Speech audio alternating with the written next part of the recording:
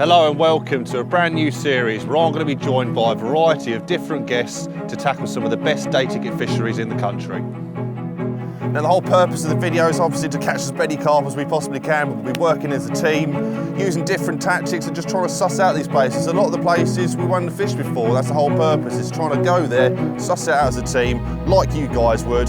You know, I'm still learning 25 years later, but I'm hoping between the variation of anglers you're going to see in this series, hopefully you guys can pick up a few tips and tricks to put into your own angling. Welcome to the Day Ticket series.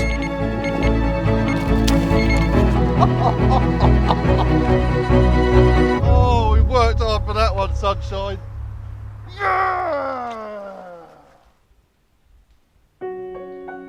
Right, we're back for the next instalment of the Day Ticket series, and we come down to Kent this time and we're visiting my good pal Jack Funnell, who owns this fantastic venue behind me. It's called the Clay Pit Fishery. Now, due to COVID restrictions and the unpredictability of everything going on at the moment, it's only going to be me fishing in this session, so all the pressure's on me. I haven't got Jake with me this time to get me out of trouble like he did at Orchids, so fingers crossed I can pull it out of the bag. It's looking good, the conditions are well. It's beginning of April.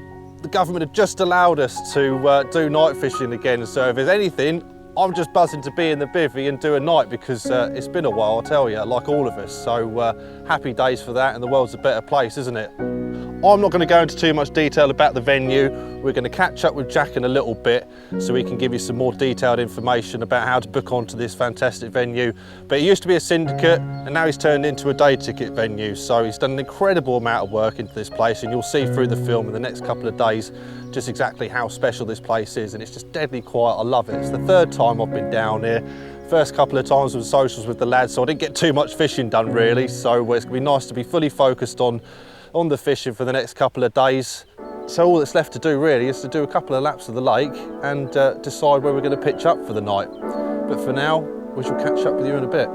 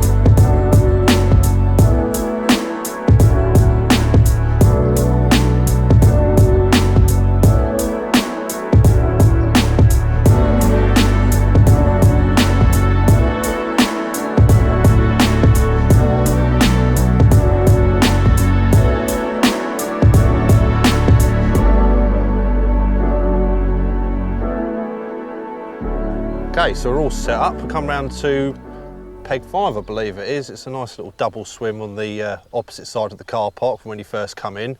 After the couple of laps round, saw quite a bit, to be honest. I'm excited. I've seen probably 3 or 4 fish showing at the middle of the lake, and on the far corner opposite me, so where the car park swim is, just to the left of that, you've got a really shallow weedy bay.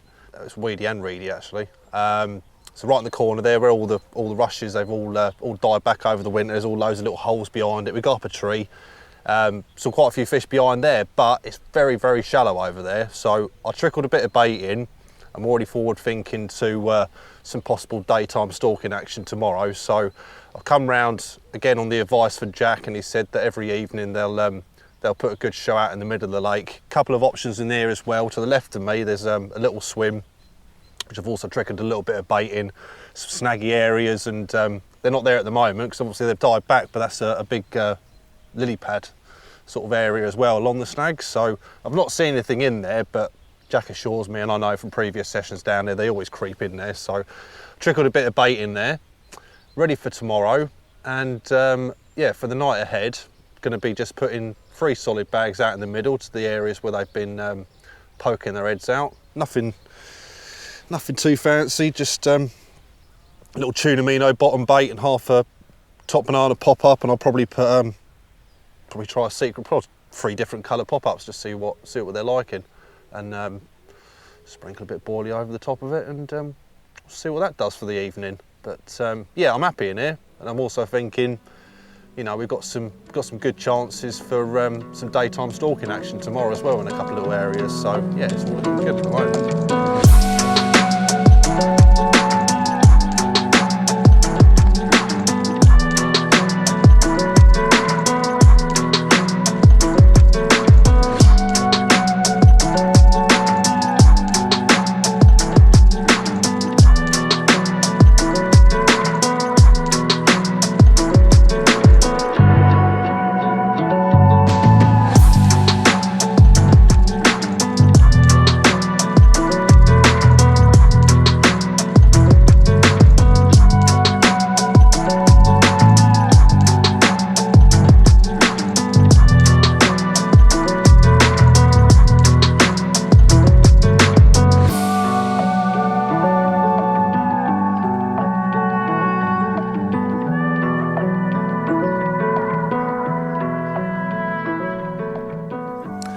So the rods are out, and I'll tell you what, it's a nice feeling having that bivvy set up, knowing that I'm going to be spending the night down here on the lake. It's been far too long, but yeah, the rods are out, and since we last spoke, I've seen another 5 fish top out in this middle area. So yeah, it's looking good. It's looking really good. I say Jack's pointing me in the right direction with that left-hand rod, which is round the corner here. You've got some snags right in the corner that the fish tend to go in during the day. I think it's more of a daytime area. I've trickled a bit of bait in there earlier on. That might be one that I wake up in the morning and just put it next to the snags. But for the night, that's in the entrance of that bay. It's got a big, the depths in here are mad. It's probably 20, 30 foot, some points out in the middle. Obviously don't want to be fishing in that kind of depth. But that one's been whizzed over to right at the bottom of the drop off, must be sort of 12 foot. And Jack's informed me that a couple of the better fish have actually come off that spot, so I'll be stupid not to have put a rod down there. And to be honest, the other two, where I've seen the most of the fish rolling, that's where the other two have gone. So yeah, solid bags on all 3 rods, and a couple of pouchfuls of tuna minnow over the top, and that's the starting point. And fingers crossed for the night ahead, and hopefully we shall see us a bit later with the carp in my hands.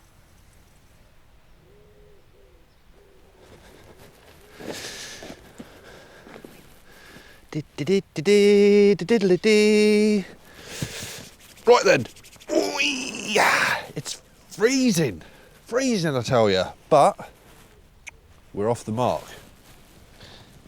Chunky little one, 12, 13, yeah, 13 pounds, something like that. So yeah, that was the middle rod.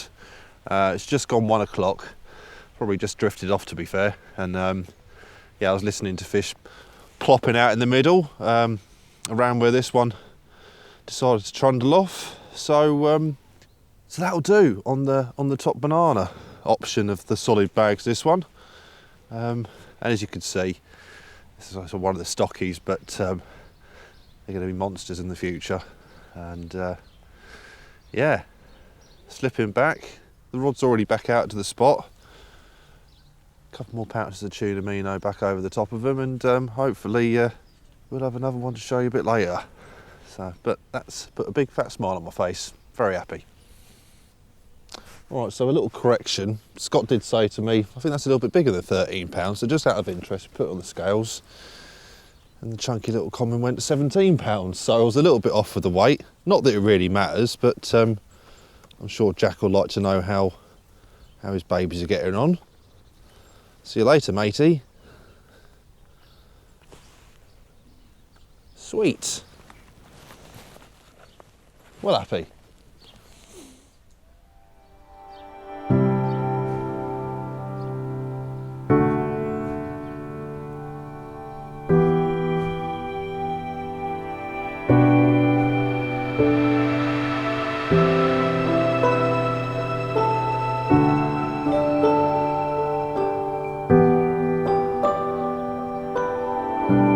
Well, good morning everybody. What a lovely morning it is.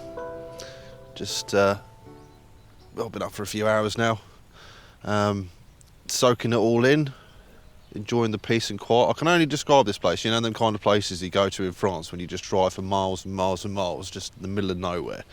It's got that feel to it. It's that quiet and peaceful. I absolutely love it. yeah, great first night. Obviously you've probably seen that £17 common to start off the proceedings, so we're off the mark, hooray! But must have been, took me a while to drift back off to sleep, to be honest. I think it was about 4:30, the right hand rod bobbin smashed to the top, rod bent round, picked into what typically felt like a better fish. It was literally on for 2 seconds and it come off, so that was a bit annoying. But we shall see what today brings.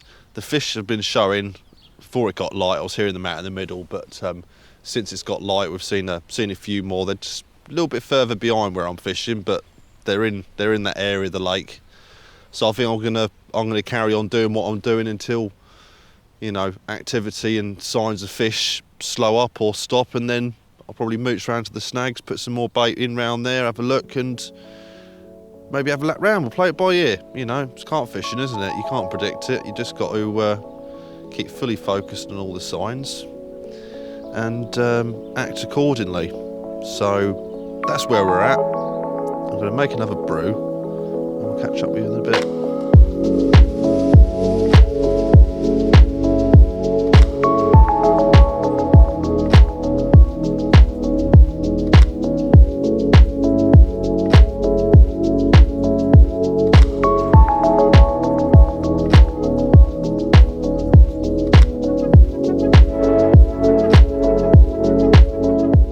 We're just sitting here slowly taking all the layers off because the sun's decided to poke out. It's really nice now actually, and the middle rod, it did a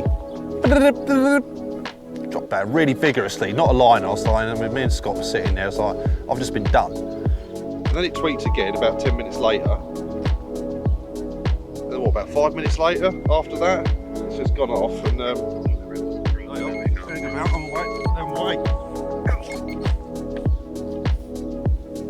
yeah, come off.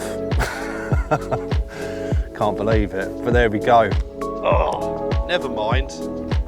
Fish 2, Dave 1. Not a ratio that I'm very happy about, to be perfectly honest with you, but there we go, that's fishing for you. Oh well, Scott, get it back out again.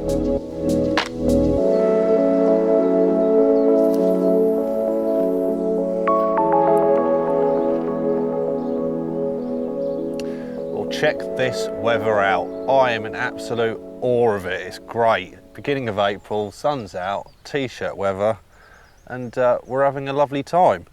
Got to about 12:30 and decided to scoot the rods in, have a mooch round and see what we could see.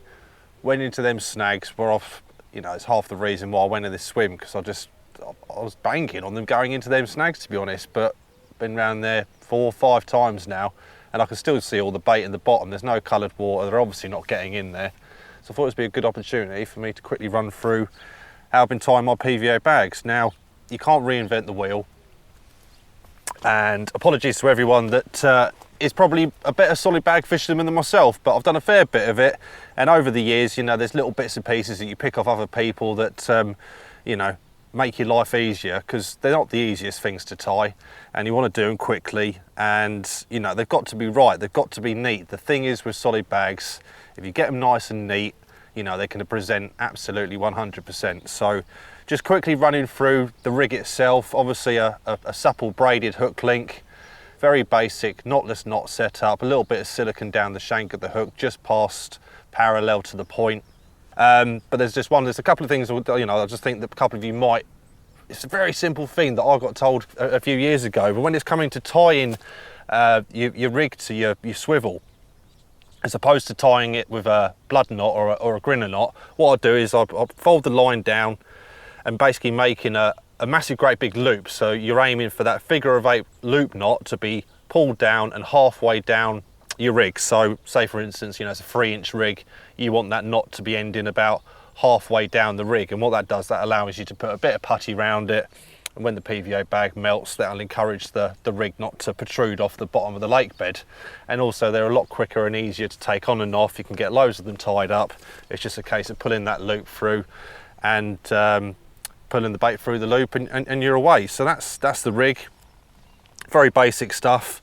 When it comes down to actually tying the bag itself, is to get your PVA bag, drop your bait into the bottom of it, and then you want to take time positioning your hook bait perfectly. You want to get the hook bait into one corner of it, and then have the hook laying flat along the bottom of the bag, and then the rig then working its way up to the lead. So once you've got in a nice position, trap the lead at the top of the bag with your finger and your thumb, and then allowing the near side of the PVA bag for you to start putting some bait inside it. Now, I always find if you want to get a nice neat PVA bag, the smaller the baits the better. So I've got tiny little bloodworm pellets in there and some crumb boilies in the middle.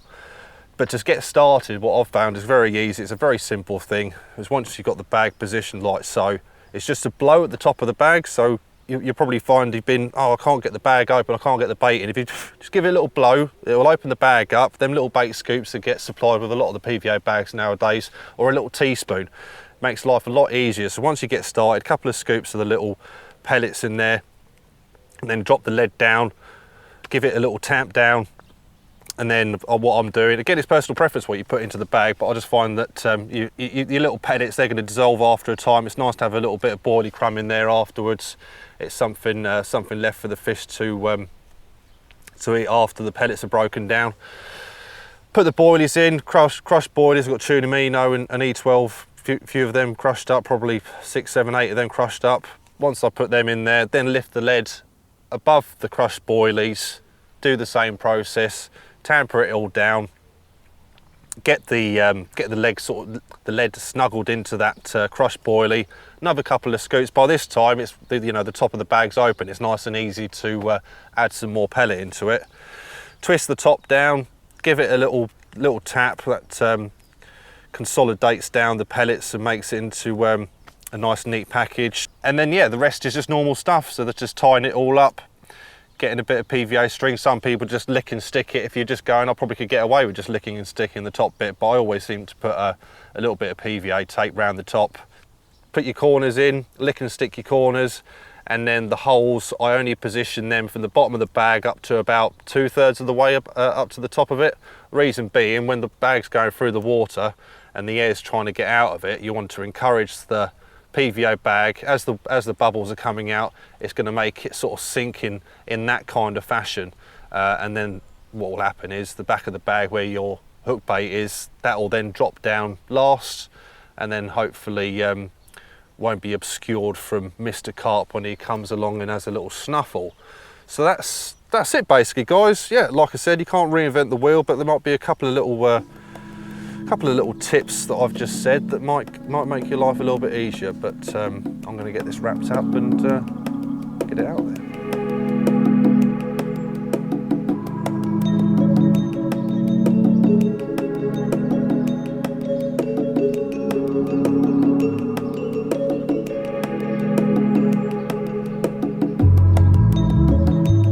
Clay pit fishery was dug between 1960 and 1970. So back then they used to dig the clay out of the ground and use it to make bricks.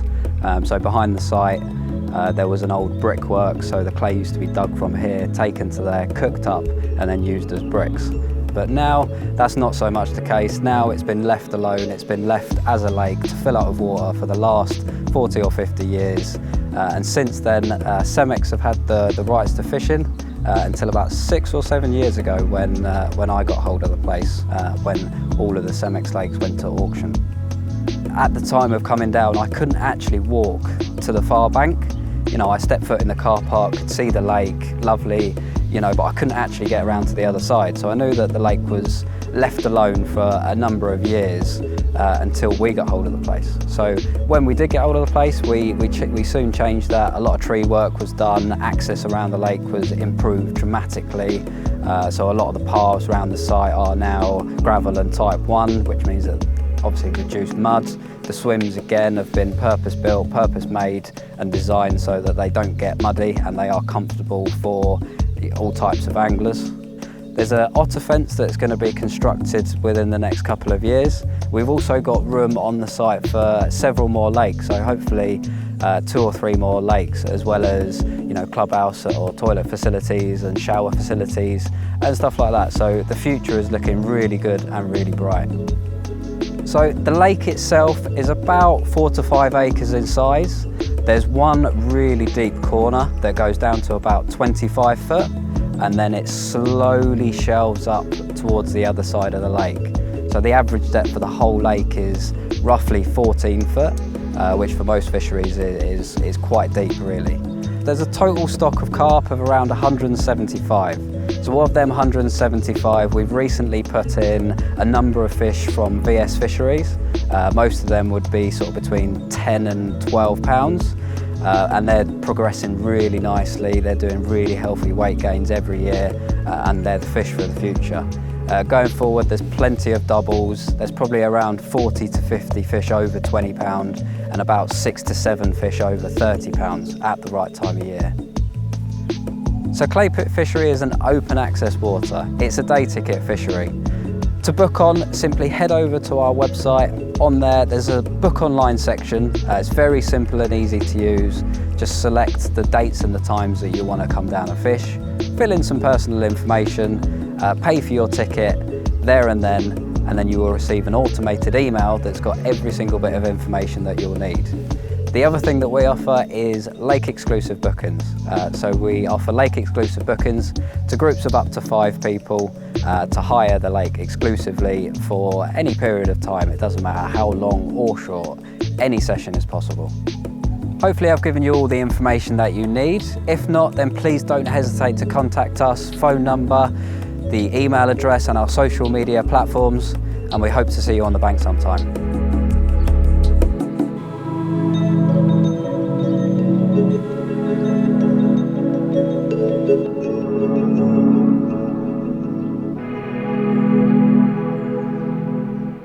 Right then, we're going into our last evening down at the Clay Pit Fishery, and it's been a lovely day. I've loved it. The sun's been out, t-shirt's been out. It's just been great. The carp haven't played ball ever since I lost that one at 11 o'clock. I think the majority of them went up to that top bay. Not really seen a lot, but yeah, going into the last night full of hope that history will repeat itself in one way, that I get a bite.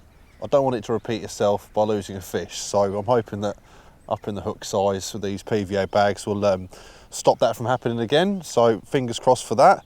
And yeah, it's starting to get a bit chilly, so now the rods are out, I'm going to retire to the bivvy. Probably have an early night, to be honest, because I didn't get much sleep last night. So hopefully we'll see you later on with a nice big fat carp. Fingers crossed.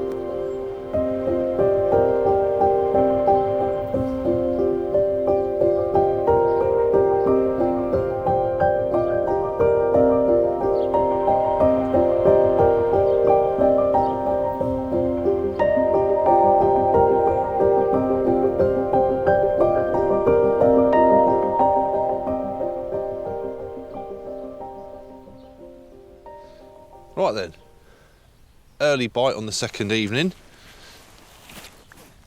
and this little fella's turned up. By far not the biggest fish in the lake, but it's encouraging signs for the evening ahead. So I didn't get a bite until 1 o'clock last night, so yeah, I think it's about 8 o'clock, so they can only get bigger, they can only get better, and either way, nevertheless, still put a smile on your face, don't they? Happy with him. Let's put him back. Just cast the rod back out again. And hopefully have a bigger one to show you later on.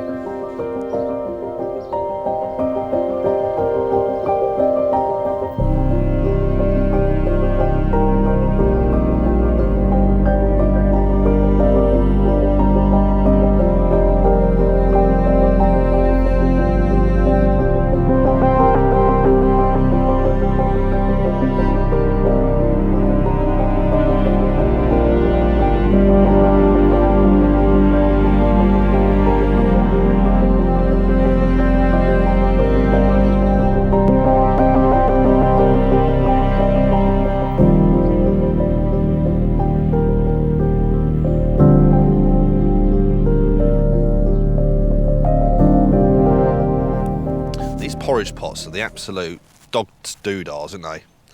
Perfect way to start your morning. Not much to report really. Very quiet night. This freezing fog this morning, God, it was bitter. It wasn't as cold as the night before, but it weren't far off. Obviously that last bit of action you probably saw was that little stocky that I had, and then after that I recast that right hand rod. I had a couple of liners on that right hand rod, and very quiet after that till now, and it's a different morning. I can't see that sun breaking through today. I've just checked the weather. I think it's going to be cloudy all day, to be fair. So I think the best thing we can do is sit it out till about 11ish when I had that bite yesterday. Because I don't think they're going to be racing down into that bay this morning, just because it's a lot more overcast, you know. So, but we're definitely going to spend the last couple of hours of the session over there with a rod or two, bait poling them over to that reed bed. So I'm sure they'll still get in there this afternoon when it warms up a little bit more. But yeah, for now a much quieter night, but we're still having a lovely time. I'm going to finish my porridge, and we'll catch up with you in a little bit. Probably, if I haven't had anything, we'll be over the other side.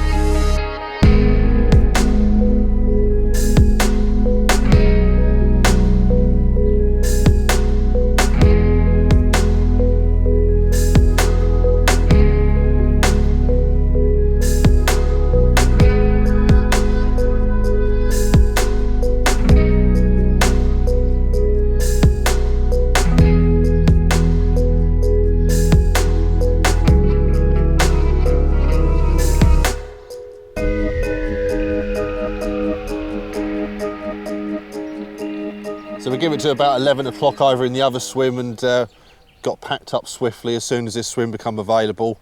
So we're around the other side of the lake in the car park swim, and yeah, it's looking really good actually.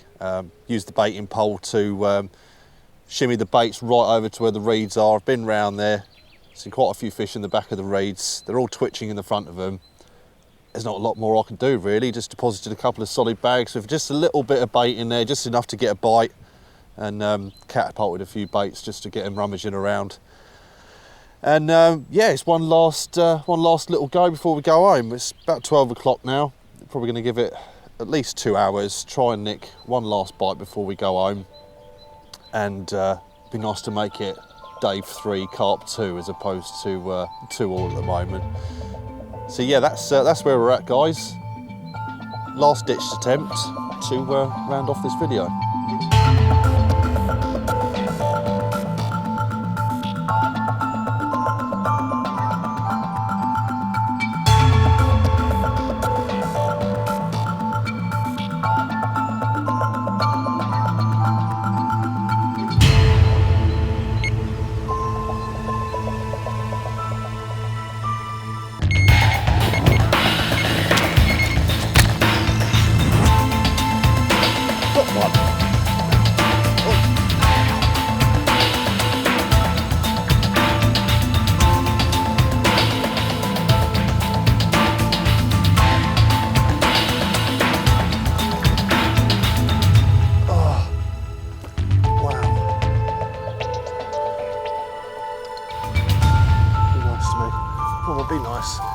Come on, here, la, la.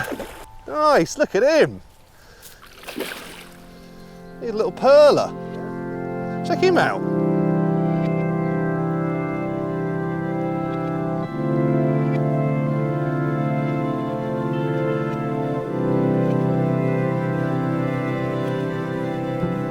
Right, so making the effort to come over here for a couple of hours has paid off. Check that little beauty out. Got to be happy with him, haven't you? He's great. Perfect linear. On one of that left down rod that was poled down to the corner there. Yeah, only been in the water for about an hour. As you can see from the footage, it's a bit of a hairy battle, but got him out safe and sound. And yeah, day 3 carp 2, I'm liking that a little bit more now. So if I don't have any more, I'm still going to be going home a very happy guy. And but you never know. Rod's back out again. Still got a couple more hours, and be nice to have one more. You always want one more, don't you? But if I don't, that'll do. That'll do very nicely. Right, see you later, matey. Off she goes.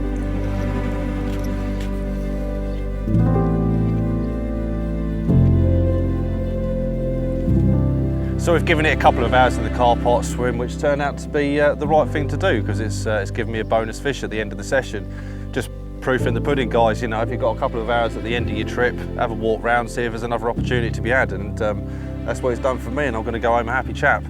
Massive thank you to my mate Jack Funnell for letting us down here. Thank you for letting us have a go at your lovely clay pit fishery. It's been a great couple of first nights of the year for me.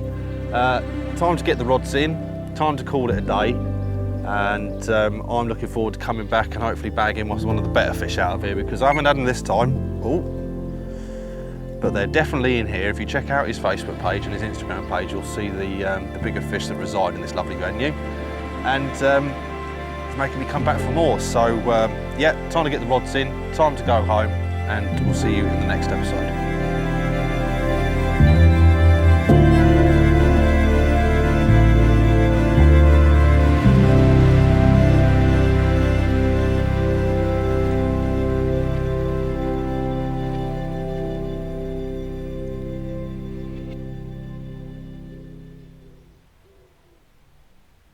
Hello, Mr. Carp. Is it me you're looking for? I can see it in your eyes. Oh, you bugger.